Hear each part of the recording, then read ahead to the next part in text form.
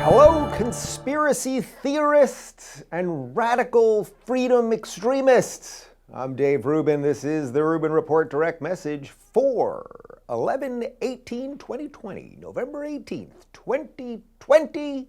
We're just a week and a day from Thanksgiving? Wait, is Thanksgiving next week or the week after? It's the week after, right? No, it's next week. Assuming we have Thanksgiving, it's actually next week, right?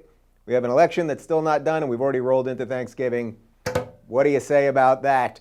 All right, we got a lot of fun stories to talk about today because we're mostly going to be discussing the hypocrisy of the progressives. And I find that fun because these people say one thing and they do something else, and they're generally pretty awful as public servants. And we're going to unpack that. So the three stories that we're doing today, AOC had a tweet from yesterday about student loan debt.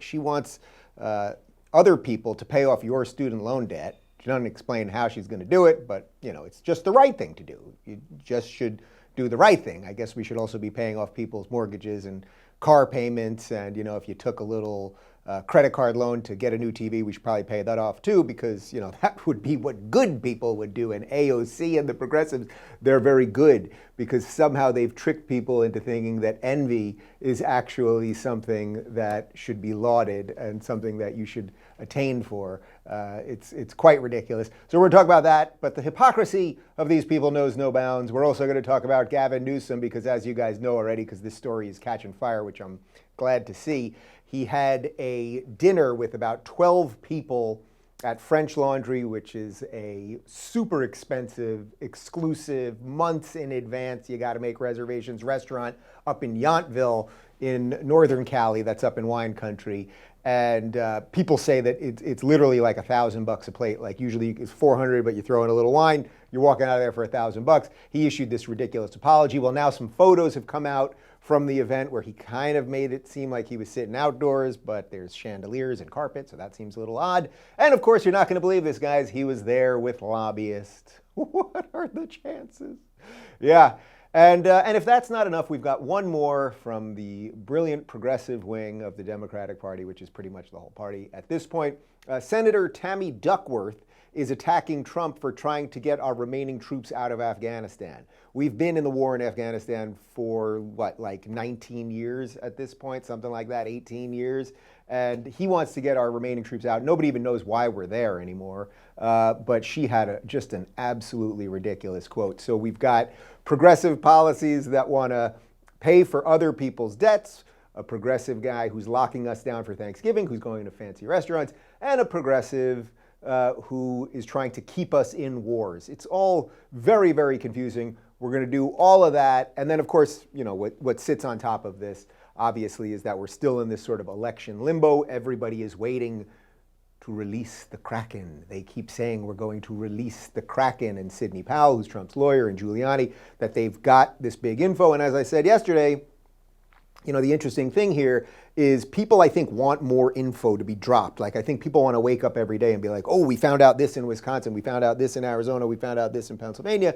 And that's not exactly how a legal case can come together, can coalesce, right? Like they have to build a case. I think these are people who know how to build a case. So we'll see if that Kraken gets released, but we're not going to get too far into the nitty gritty of the election today. I thought I'd give you a little break on that. But before we do anything else, people, are you looking for a new protein bar that tastes like a candy bar? You're not going to believe it. I'm holding one in my hand right now. I've got just the brand for you. Built Bars are super tasty and come in 18 amazing flavors. I shared them with my family and staff recently. Michael had one this morning, which is fun because everyone picked a different flavor. My personal favorite is cookies and cream, as I have right here. Built Bars are covered in 100% chocolate, include both nut and nut-free flavors, and are soft and easy to chew. With the holidays just around the corner, it's easy to slip up, which is why Built Bars are the perfect alternative to pie for the health-conscious guy. I can actually lose or maintain weight while indulging in a delicious treat. Built Bars are low calorie, low sugar, high protein, and high fiber. Go to BuiltBar.com, use promo code Rubin, and you'll get 20% off your first order. Use promo code Rubin for 20% off at BuiltBar.com. Good for bars. Built Go or Built Boost. And now back to me. Hello. Okay, let's talk about this tweet from AOC. We'll throw the tweet up on the screen and I will read it to you. AOC, things were bad for me, so they should stay bad for everyone else, is not a good argument against debt cancellation, student, medical, or otherwise. Hashtag cancel student debt. Okay, so let's talk a little bit about canceling student debt. I find one of the best ways to discuss this is think about your own personal situation. So I remember when I was applying to colleges way back in 1993, okay? You can do the math on my age. I was applying to colleges and I wanted to go to Syracuse University. I grew up in New York. Syracuse is a private school, upstate New York, and I wanted to go to Syracuse University because they had a great sports broadcast program. I believe Bob Costas went there, Marv Albert. I wanted to be like a sports center anchor kind of thing, but I knew I wanted to be a broadcaster of some sort. I guess it worked out, I suppose. I wanted to go to Syracuse, and my dad looked at the numbers. We got the application, and we're looking at everything. And it was something like $25,000 a year to go to Syracuse. And my dad made it very clear. He said, if you want to go to Syracuse, you're going to have to take out the loans to do it. But if you want to stay in state, meaning go to a state school here in New York, and New York, at least at the time, had some pretty good state schools. They're called SUNY, State University of New York, SUNY. If you want to go to a SUNY school, which are like $8,000, something like that, we'll pay for it. And I remember thinking, okay, I can either get into $100,000 debt.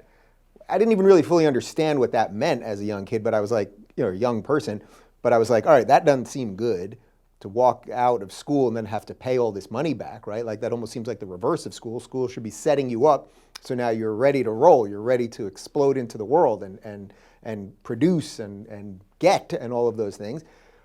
So I said, all right, I'm going to a SUNY school. I went to SUNY Binghamton, which at the time was quite a good school. They've got a bunch of problems around free speech now, and they've been trying to invite me there to make it happen. We haven't been able to do it because of COVID yet. But in essence, my folks paid for it. It wasn't that much money, and I got a pretty solid education. I was a political science major, so maybe something got through to me. And although I was a progressive for a while after that, so I'll have to rethink that one. But the point is, everyone in their life makes choices. So I chose not to get $100,000 plus into debt. Now, Syracuse University, at the time, as I said, was about 25 grand. Right now, Syracuse University, $54,000 a year without food or housing. With food or housing, they estimate that it will be $75,000 per year to go to this college. Now, I don't even need to comment on Syracuse University as a university specifically. 75 times 4, let's do the math here, people. That's about 300 grand. That means if you're taking out loans to go to Syracuse University, to be whatever it is that you want to be, you walk out of that university in the hole for 300 grand. Now, even if you get an incredible job right after college, the idea that let's say you get, I don't know, out of college, if you got an $80,000 a year job out of college, that's pretty freaking awesome. You're still $300,000 in debt, and it's not like that 80 grand goes to pay that off. You got to live and everything else. Anyway, I mentioned all of this because AOC's tweet, which I'm just going to read again real quick. Why don't we throw that back up there, Connor? She says, things were bad for me, so they should stay bad for everyone else, is not a good argument against debt cancellation, student, medical, or otherwise. Everyone makes choices in life. And if you choose to go into a lot of debt, well, then it's on you to pay it off. That's just the truth. Now, there's an irony here because the implication, this is what progressives do with almost every policy. It sort of sounds right. Cancel student debt. Students have it tough. Young people have it tough in this changing economy, and we should help them out. Well, that sort of sounds right. And by the way, I think there are some ways that you can help young people and reduce expenses for college. And are colleges way too expensive and actually in many cases making young people dumber? Yes, they are. But if you were to cancel student debt, first off, let's think about all the people who just paid off their debt. Well, they're a bunch of suckers, right? They played by the rules and now they paid off their debt and then their tax dollars after doing the right thing will now go to pay off someone else's debt. So that doesn't seem right there. But also, when you say cancel student debt, you realize, AOC, that you're talking about a lot of middle class and upper middle class people who take these loans to go to these obscenely expensive private schools like Syracuse get $300,000 into debt, and then you have, in essence, you're going to have even poorer people having their tax money to go to pay off that stuff. So it doesn't make sense at any level whatsoever. But this is just consistent with progressives do. It sort of sounds right. We don't have to think about the second and third order of things. But what's interesting here is she also says student, medical, or otherwise. Now, I think there are some arguments, as I just said about colleges, that they cost too much. I think that obviously medical bills can really add up, and there should be all sorts of ways that we can help defray that. And I believe in competition, so that hopefully you would have more hospitals out there that could do different procedures, because competition actually causes prices to drop. So that's sort of a separate issue. But interestingly, she says, or otherwise, meaning other types of debt. I have a house mortgage. Could you pay that off for me, AOC? I have a car mortgage, a car loan. Could you pay that off for me? Like this idea, what it all boils down to is they just want to say things that outsource, in essence, all of your responsibility, and they'll just take care of you. And as long as you don't fight back against them, they'll always take care of you. But then one day you might realize that they're not as benevolent, as good as they say they are, and then you're in a lot of trouble. So the idea of debt cancellation, if you've got somebody in your family that really thinks it's the right thing, remind them they are paying off most likely a middle class or upper middle class student, young person's extremely expensive education. If you wanted to say to me, hey, we should put more tax dollars to have better public schools that maybe aren't indoctrinating young people with identity politics and critical race theory and the rest of it, well, that would be an interesting debate to have, right? I think there's an argument for that. The more libertarian side of me says the government should have nothing to do with it, but I actually think, I'm the product of pretty good public education. I went to a public elementary school, public middle school, public high school. As I said, I went to a New York State college. So I think it can work. Our system is now so beaten up and so corroded and has had, and especially at the academic level, has had so many bad ideas infect the entire thing that maybe it can't turn around, and maybe these things have to drop, have to just crumble and collapse. Maybe they do. But the point is, don't think that just because someone says they're for debt cancellation that it means anything, that it means that they're good. What they're really saying is we're going to take other people's money to pay for someone else's mistake. Or not even mistake, someone's happy that they took the debt out. Well, then let them pay it back. Let them pay it back. But they love these one blanket answers for everybody, and it doesn't really work, and it certainly doesn't work economically, and here we are. So AOC, this one goes out to you. You ain't right on this one, sister, and you ain't right on most of the stuff. But speaking of economics, people, I want to talk to you about Glint Pay. You guys know I've been talking about Glint Pay. I actually really love what they're doing here. So Glint Pay, this is the card. This is not my actual card, but it is what your card would look like. You can buy and sell gold on Glint Pay, and then you can use the card as an actual debit card. So you can choose whether you're buying coffee or you're buying sneakers or you're paying for dinner at a restaurant. If you're allowed to go to a restaurant, you can choose at that moment via the app. You can choose whether you want to pay in gold or in dollars. It's a great way to just get involved in the gold game so that you have something that's backed a little more sensibly, perhaps, than the US dollar, which is in a bit of a strange position at the moment. I love what's going on with Glint Pay. As I said, I've bought coffee, I bought sneakers, I bought some stuff on Amazon. There's all sorts of stuff you can do. And again, you can choose whether you want to spend your gold or your US dollars. You can also buy gold on there, sell gold, everything else. The Glint card is issued by Sutton Bank, which is a member of FDIC, pursuant to license from MasterCard International. It's free to sign up, so go to glintpay.com/Rubin for more info and to start purchasing gold today. That's glintpay.com/Rubin to get your gold today.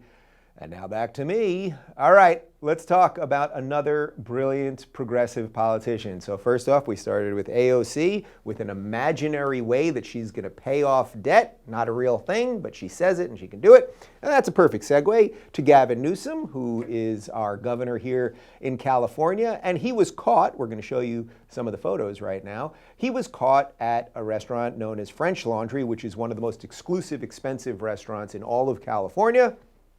I think I mentioned a day or two ago that I tried to go there last time we were in Sonoma, and you had to have reservations for months and months in advance.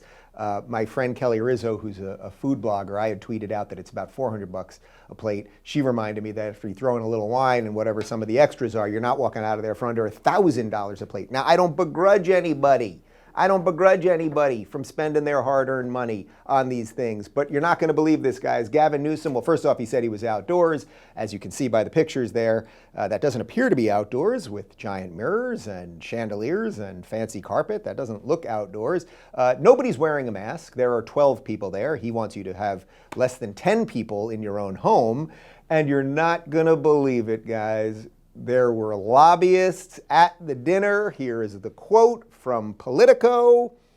California Medical Association officials were among the guests seated next to Governor Gavin Newsom at a top California political operative's opulent birthday dinner at French Laundry Restaurant this month. It was the CEO of the California Medical Association and some other lobbyists that were there. So just the hypocrisy just knows no bounds. And I know all politicians are hypocrites.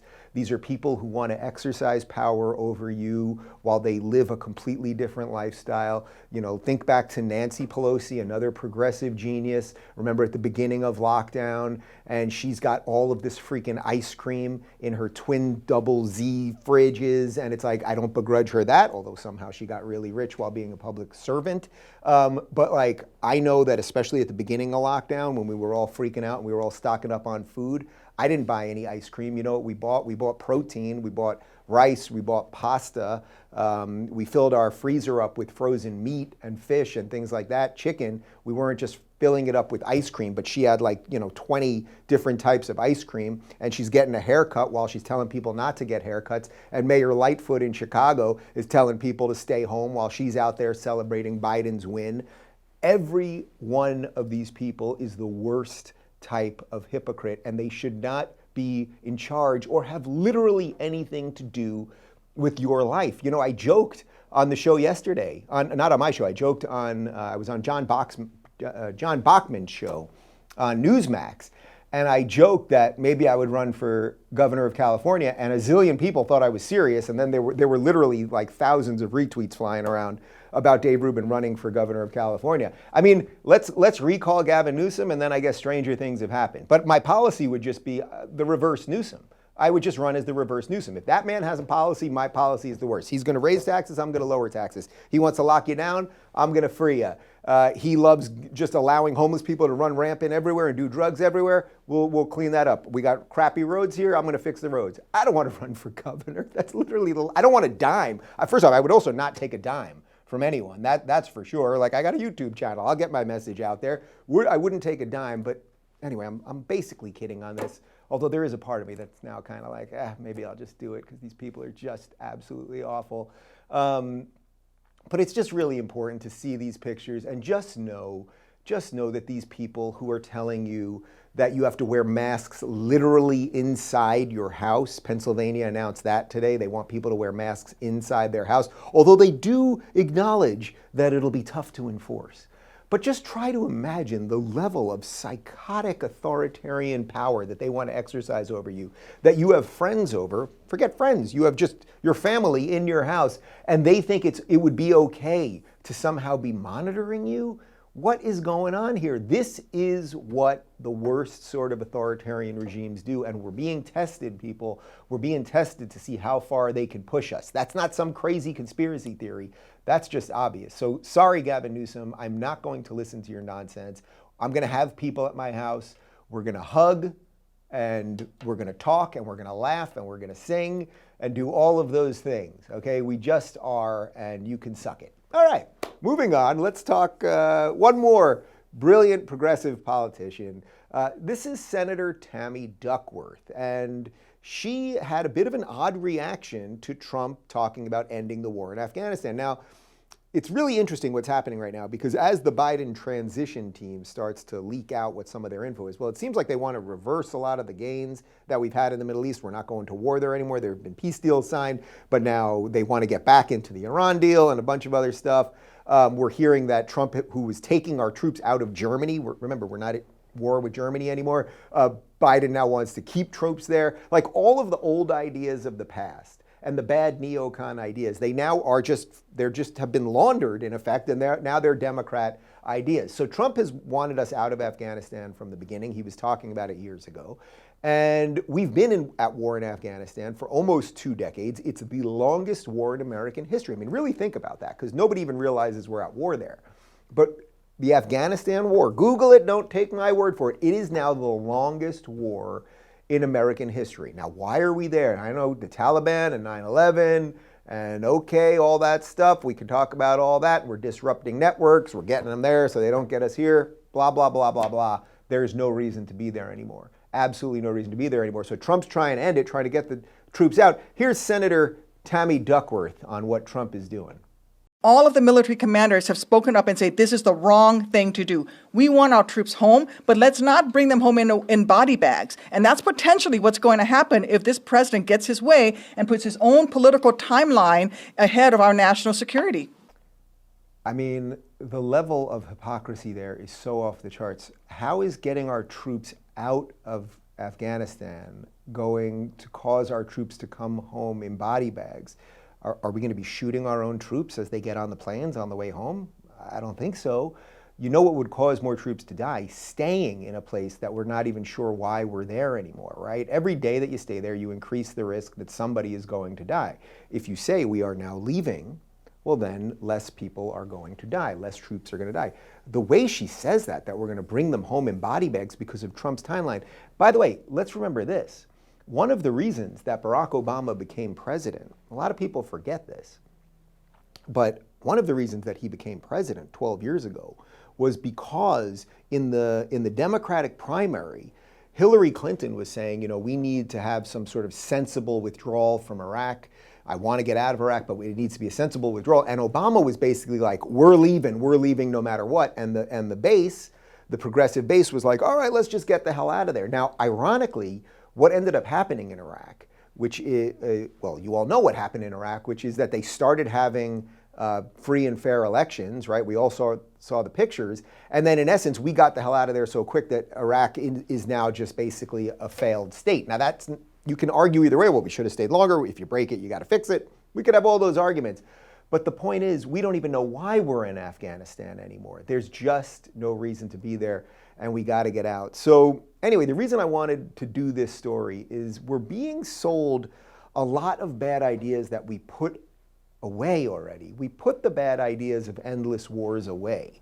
And, you know, they'll tell you that Trump is this warmonger and everything else. But, you know, Trump, you know what he did? Like the two big things that he did foreign policy-wise that actually, I think, basically kept us out of wars for the last 4 years. He did two things. Remember, right when he became president, he dropped the MOAB. He dropped the MOAB. That was the mother of all bombs. He dropped that thing, and everyone said, this is going to start World War III, okay? And it never started World War III. And then he killed Iranian General Soleimani, and everyone said, this is going to start World War III. Oh, and then he also brought on John Bolton, and everyone said, this is going to start World War III. And then net neutrality is going to start World War III and everything else.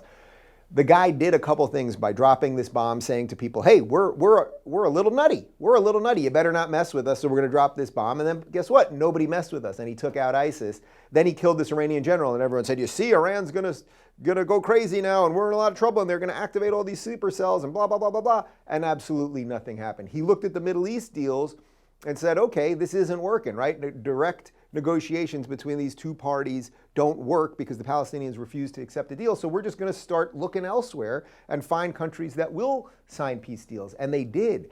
And now we're being told by Democrats that we have to stay in Afghanistan longer.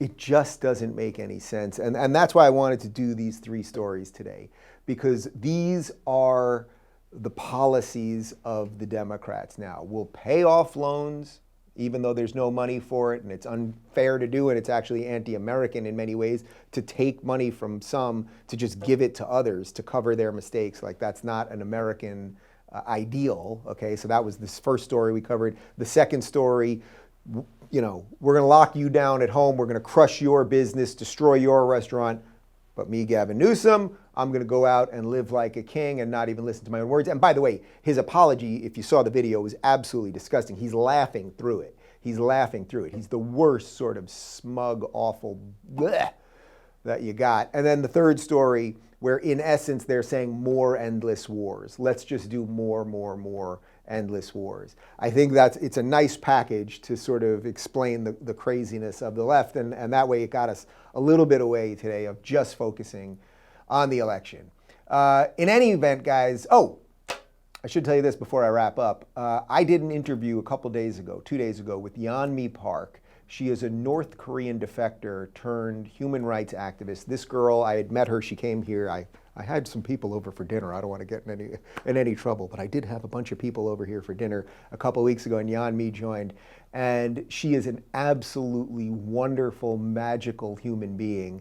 And I interviewed her. She tells her story of at 13 years old leaving North Korea, what it was like, the horrific conditions that she lived in, and what happened to her, and being sold into sex slavery and everything else. Meanwhile, she has made it to America now, and she is fighting for freedom and capitalism and democracy. But the scary part of the interview is she sees some of the markings of what went on in North Korea and what went on in China when she eventually got there. She sees some of the beginnings of that happening here. So I just highly recommend you check it out. We just put up part 1 of the interview with Yeonmi is up on YouTube right now, and you can get the full thing right now at rubinreport.com.